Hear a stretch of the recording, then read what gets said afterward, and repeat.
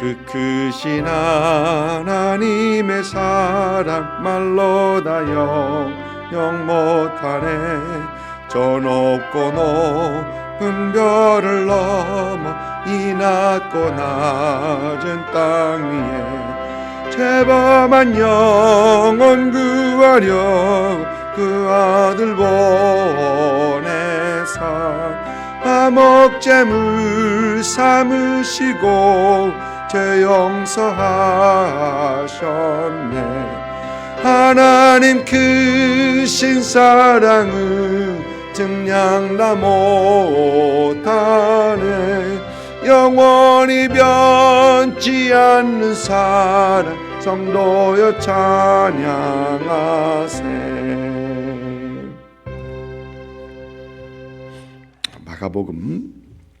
마가복음입니다. 마가복음 12장 1절부터 12절까지 예수께서 비유로 그들에게 말씀하시되 한 사람이 포도원을 만들어 산 울타리로 두르고 집자는 틀을 만들고 망대를 지어서 농부들에게 새로 주고 타국에 갔더니 때가 이름에 농부들에게 포도원 소출을 얼마를 받으려고 한 종을 보내니 그들이 종을 잡아 심히 때리고 거저 보내었거늘 다시 다른 종을 보내니 그의 머리에 상처를 내고 능욕하였거늘 또 다른 종을 보내니 그들이 그를 죽이고 또 그 외 많은 종들을 더러는 때리고 더러는 죽인지라. 이제 한 사람이 남았으니 곧 그가 사랑하는 아들이라. 저으로 이를 보내며 이르되 내 아들은 존대하리라 하였더니 그 농부들이 서로 말하되 이는 상속자니 자 죽이자. 그러면 그 유산이 우리 것이 되리라 하고 이에 잡아 죽여 포도원 밖에 내던졌느니라. 포도원 주인이 어떻게 하겠느냐. 와서 그 농부들을 진멸하고 포도원을 다른 사람에게 주리라. 너희가 성경에 건축자들이 버린 돌이 모퉁이의 머릿돌이 되었나니 이것은 주로 말미암아 것이요 우리 눈에 놀랍도다 함을 읽어보지 못하였느냐 하시니라. 그들이 예수의 이 비유가 자기들을 가리켜 말씀하신 줄 알고 잡고자 하되 무리를 두려워하며 예수를 두고 가니라. 아멘. 예수님께서는 이제 예루살렘에 입성하십니다. 예루살렘 입성하신 예수님께서는 이제 성전에서 매일같이 말씀을 백성들에게 나누시기 시작하십니다. 오늘 말씀은 화요일에 있었던 말씀입니다. 이 예수님의 비유의 말씀은 대제사장들, 서기관들 그리고 백성의 장로들에게 하셨던 그 비유의 말씀입니다. 오늘 말씀 12절에서 그들이 예수의 이 비유가 자기를 가리켜 말씀하신 줄 알았다라고 하고 있습니다. 그들은 분명히 이 비유가 누구를 향한지 알았더라는 것입니다. 오늘 말씀의 이 비유 뒷 배경에는 이사야서 5장이 있습니다. 이사야서 5장 1절과 2절은 이렇게 말을 하고 있습니다. 나는 내가 사랑하는 자를 위하여 노래하되 내가 사랑하는 자의 포도원을 노래하리라. 내가 사랑하는 자에게 포도원이 있으며 심히 기름진 산으로다. 땅을 파서 돌을 제하고 극상품 포도나무를 심었도다. 그의 망대를 세웠고 또 그 안에 술틀을 팠도다. 좋은 포도 몇 개를 발았더니 들포도를 맺었더라 라고 하면서 하나님께서는 이스라엘을 포도원으로 비유하시는 그 말씀이 이사야서의 말씀이 뒷배경에 분명히 있습니다. 예수님의 이 비유를 듣는 대제사장들, 서기관들 그리고 백성의 장로들은 성경 말씀을 아는 사람들입니다. 전혀 모르는 사람들인 거 아는 사람들이기 때문에 예수님께서 이 포도원의 비유를 말씀하셨을 때는 분명 그 이사야서 5장을 뒷배경으로 이해하면서 그들은 들었을 것입니다. 오늘 말씀 보면 하나님께서는 포도원의 주인이시다라고 말씀하십니다. 그리고 포도원은 하나님께서 택하신 이스라엘입니다. 우리도 이해를 합니다. 그런데 포도원의 주인이신 하나님께서는 이 포도원을 농부들에게 세를 주었다라고 하고 있습니다. 여기서 농부들이란 종교 지도자들, 대제사장들, 서기관들, 백성의 장로들을 가리키는 말씀이죠. 그런데 하나님께서 그들에게 주신 포도원은 먼저 포도원을 만들고라고 합니다. 오늘 말씀 예수님의 비유에서는 그 포도는 어떻게 만들었는지는 말하고 있지는 않지만 이사야서 5장을 보면 포도원을 만드는 작업을 땅을 파서 돌을 제하고 극상품 포도나무를 심었도다. 그러니까 이 포도원은 가장 좋은 포도원을 하나님께서는 세를 주었다라고 합니다. 또 산 울타리로 두르고, 울타리는 도적이나 이 들짐승들을 막기 위해서 사용되는 거죠. 또 즙자는 틀을 만들고 포도를 재배한 후에 그것을 포도주로 만들기 위해서 꼭 필요한 것이죠. 또 망대를 지어서라고 합니다. 이 망대는 포도원을 보호하기뿐만 아니라 당시에는 이 망대를 포도원의 소출을 저장하는 창고로도 사용되었다라고 합니다. 이렇게 하나님께서는 정성을 다하여서 포도원을 만들었다. 이스라엘을 하나님의 정성을 다 기울였다라는 얘기가 됩니다. 그리고 이제 때가 되어 농부들에게 포도원 소출 얼마를 받으려고 한 종을 보낸다. 여기서 한 종이란 선지자들을 말하는 것입니다. 선지자 중에 하나를 말하는 것이죠.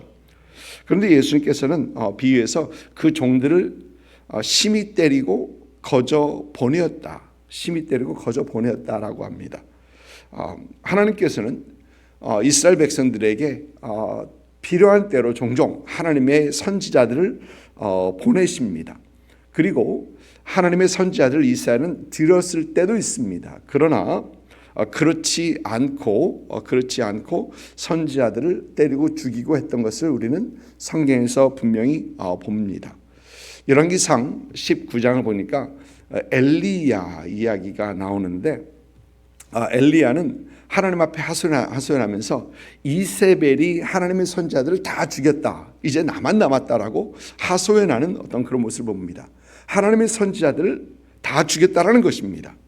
또 역대하 24장에는 요아스 왕에 대한 얘기가 나오는데요. 이 요아스 왕은 제사장 여호야다가 제사장으로 있는 날에는 그는 잘 하나님을 섬깁니다. 그러나 여호야다가 죽자 그의 아들 스가랴라는 사람이 있는데, 스가랴라는 사람이 하나님의 영에 감동을 받아 바른 말을 합니다. 그러자 스가랴를 잡아 죽입니다. 쳐 죽입니다. 잘하던 왕이 하나님의 선지자, 하나님의 영으로 감동을 받은 그 사람을 쳐 죽이는 것을 봅니다. 여러분뿐만 아니라 예레미야 선지자도 바술이라는 제사장인데요. 바술이라는 제사장이 예레미야 선지자를 때리고 감금하고, 여러분 그것을 우리는 성경에서 분명히 봅니다. 지금 예수님께서는 포도원의 주인, 즉 이스라엘의 하나님을 대적하고 있는 이 이스라엘의 잘못된 신앙을 지금 이 비유로서 말씀하고 계시는 것이죠. 그리고 이제 한 사람이 남았는데 그가 곧 사랑하는 아들이다라고 우리 주님께서 말씀하십니다. 그러나 오늘 예수님의 비유를 보면 그 농부들은 이는 상속자니 자축이자, 그러면 그의 유산이 우리의 것이 될 것이다라고 하면서 아들을 잡아 죽여 포도원 밖으로 버렸느니라라고 합니다. 여러분 오늘 말씀에서 예수님께서는 몇 가지를 말씀하십니다. 첫째, 예수님은 하나님의 아들이시다라는 것입니다. 하나님의 아들이다. 하나님의 아들이라는 말은 예수님의 본질은 예수님의 네이처는 하나님과 같다라는 것입니다. 그러니까 예수님은 자신이 하나님이신 것을 분명히 말씀하십니다. 그리고 예수님께서는 이 땅에서 사역을 하시면서 자신이 하나님의 아들이심을 분명 말씀하셨고 계속해서 보여주셨습니다. 예수님께서 하나님이실 수밖에 없는 그러한 기적, 그러한 기적들을 많이 행하셨죠. 물을 포도로 포도주로 바꾼 것뿐만 아니라 참 나사로를 살리는 어떤 그런 기적들, 또 이런 오병이어의 기적들, 이런 기적들을 통해서 우리 주님께서는 자신이 하나님이심을 분명 보여주십니다. 뿐만 아니라 예수님께서는 하나님을 아버지라 부르십니다. 여러분, 유대인들에게 있어서 아버지와 아들은 동격입니다. 같은 본질이라는 것이죠. 그래서 유대인들은 이 말을 잘 이해했습니다. 그래서 예수님께서 하나님을 아버지라고 하셨을 때 그들은 돌을 들어 예수님을 치려 했던 것입니다. 그러자 예수님께서 왜 나를 돌을 치려 하느냐. 그러니까 유대인들은 내가 하나님을 아버지라 하면서 하나님은 너 자신을 신으로 신하지 않느냐 라고 하면서 주님을 죽이려 했던 것입니다. 또 뿐만 아니라 우리 예수님께서는 하나님과 아버지와 나는 하나다라는 동격을 말씀하시고요. 또 요한복음 8장에서도 아브라함이 있기 전에 내가 있었느니라. 여러분, 그 말씀을 이미 말씀드렸죠. 내가 있었느니라. Before Abraham was I am. 예수님의 I am이라고 하는 데는 그 놀라운 어떤 뒤 배경에 말씀들이 있습니다. 히브리서 3장에서 출애굽기 3장에서 하나님께서 모세에게 말씀하신 내가 스스로 있는 자다라고 하셨던 그 스스로 있는 자가 I am입니다. 그러나 우리 주님께서는 내가 있었느니라 I am으로 말씀하셨던 것입니다. 즉 자신을 하나님이라고 말씀하셨던 것입니다. 이제 예수님께서는 십자가가 며칠 남지 않은 이 상황에서 다시 한번 우리 예수님께서 하나님이심을 말씀하고 비유를 통해서도 말씀하고 계시는 것입니다. 오늘 말씀에서 보니까 또 두 번째, 예수님께서는 스스로 잘하고 있다라고 생각하는 종교 지도자들에게 그들이 포도원 주인을 대적하는 농부들 같다. 그러니까 너희는 스스로 잘하고 있다고 생각하는데 그렇지 않다라는 것을 말씀하십니다. 하나님을 대적하고 있다라고 말하고 계신 것입니다. 그들은 종교적 틀을 만들어서 do's and don'ts, do not, 즉 율법과 규례들을 만들어서 그것들을 잘 지키면 잘하고 있는 것이다라고 그들은 생각하고 있었습니다. 그러나 예수님께서는 그들에게 있어서 하나님을 경외함, 하나님을 두려워함이 그들에게 전혀 없음을 우리 주님께서는 말씀하십니다. 여러분, 우리 신앙은 내가 무엇을 하고 무엇을 하지 않고에 있지 않습니다. 무엇을 하고 무엇을 하지 않고 성경에 있는 그 계명만 다 잘 지킨다고 다 잘하고 있다는 건 아닙니다. 여러분, 거듭 말씀드리지만 우리 신앙은 살아계신 하나님과의 관계입니다. 내가 하나님을 얼마나 알아가고 있는가, 얼마나 가까이 하나님과 동행하고 있는가. 이 관계 안에서, 이 관계가 안에 있어야 신앙생활 하는 것입니다.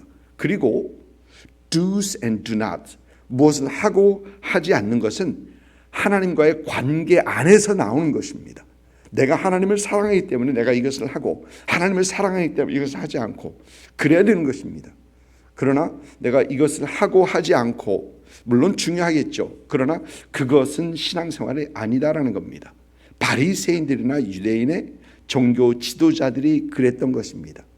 그래서 우리 주님께서는 그것을 다시 한번 지적하시는 것입니다. 세 번째, 예수님께서는 자신이 시편 118편에서 말하고 있는 건축자들이 버린 돌처럼 버림을 당하여 죽임을 당할 것이다 라고 우리 주님께서는 이 비유를 통해 말씀하십니다.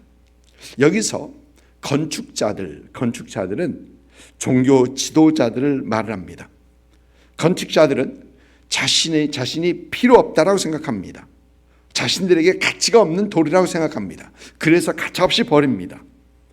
시편 118편에서는 건축자들이 버린 돌이 집 모퉁이 머릿돌이 되었다라고 얘기합니다.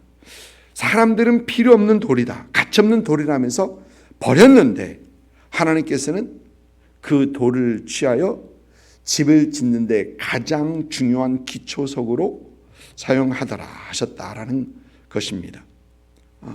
우리 주님께서는 자신이 유대교 지도자들에게는 버림을 당하지만 구원을 위한 그 기초석이 되심을 우리 주님께서는 오늘 본문 말씀을 통해서도 말씀하고 계십니다. 오늘 말씀에서 우리는 예수님께서 자신 누구신지, 또 종교 지도자들의 이 상태는, 영적 상태는 어떠한지, 또 앞으로 주님께서 어떻게 되실지에 대해서 오늘 말씀 비유를 통해서 주님께서 말씀하십니다. 또 우리가 오늘 말씀에서 볼 수 있어야 하는 또 한 가지는 이 종교 지도자들의 반응입니다. 그들은 예수님의 이 비유가 그들을 빗대고 있는 것을 분명히 알았습니다. 그들이 들은 비유는 농부가 포도원 주인을 두려워하지 않는 것, 그러므로 그 아들까지 죽이려 하는 것, 이들은 분명히 듣습니다. 그런데 이 비유를 들은 그들은 역시나 예수님께서 말씀하신, 예수께서 비유하신 그대로 움직입니다. 하나님을 두려워하는 모습이 그들에게 보이지 않고 오늘 말씀 마지막 절을 보니까 무리를 두려워하여라고 합니다. 하나님을 두려워하는 모습은 없고 오히려 사람들을 두려워하는 그런 모습입니다. 여러분, 왜 하나님을 두려워하지 않고 무리를 두려워할까요? 사람을 두려워할까요? 아마 그 이유는 하나님은 눈에 보이지 않고 무리들은 바로 눈에 보이기 때문일 것입니다. 여러분, 우리 주님께서는 우리 몸은 죽여도 영혼은 능히 죽이지 못하는 자들을 두려워하지 말고 오직 몸과 영혼을 능히 지옥에 멸할 수 있는 이를 두려워하라라고 우리 주님께서 말씀하셨죠. 사람을 두려워하기보다는 하나님을 두려워하라라는 것입니다. 여러분, 우리는 하나님을 두려워해야 합니까? 여러분, 우리가 하나님을 두려워해야 합니까? 당연합니다. 하나님을 두려워해야 합니다. 그러나 여러분, 하나님의 자녀가 된 우리에게는 하나님을 향한 두려움보다는 더 우리를 움직이게 하는 그 큰 힘이 있는데, 그것은 하나님을 향한 사랑이요, 우리 예수님을 향한 사랑입니다. 우리를 위하여 아들을 내어주신 그 하나님의 사랑, 우리를 위하여 십자가를 달게 주신 예수님의 사랑을 우리를 움직일 때 do's and do not, 뭘 하고 하지 않고, 이것을 넘어 진정한 하나님과의 그 사랑의 관계를 추구하게 되는 것입니다. 고린도후서 5장에서 사도 바울은 이런 얘기를 하죠. 그리스도의 사랑이 우리를 강권하시는도다. 여러분, 거기서 강권한다는 얘기를 영어 성경을 보면 compel이라는 단어를 사용합니다. NIV 성경에서는 compel이라는 얘기는 이것으로 인하여 우리를 움직인다라는 겁니다. 그리스도의 사랑이 우리를 움직인다라는 것입니다. 그래서 새 우리말 성경 새 번역을 보면 그리스도의 사랑이 우리를 휘어잡습니다. 굉장히 좋은 어떤 그런 표현 같아요. 주님의 사랑이 우리를 휘어잡기 때문에 내가 사랑 때문에 이것을 하고, 사랑 때문에 이것을 하지 않고, 사랑 때문에 주님의 관계 속에 더 들어가기 원하고, 그러는 우리다라는 것입니다. 여러분이 고난 주간을 지나면서 무엇보다도 그리스도의 사랑에 휘어잡히시는 그런 여러분들 수 있기를 주님의 이름으로 축복합니다. 기도하겠습니다.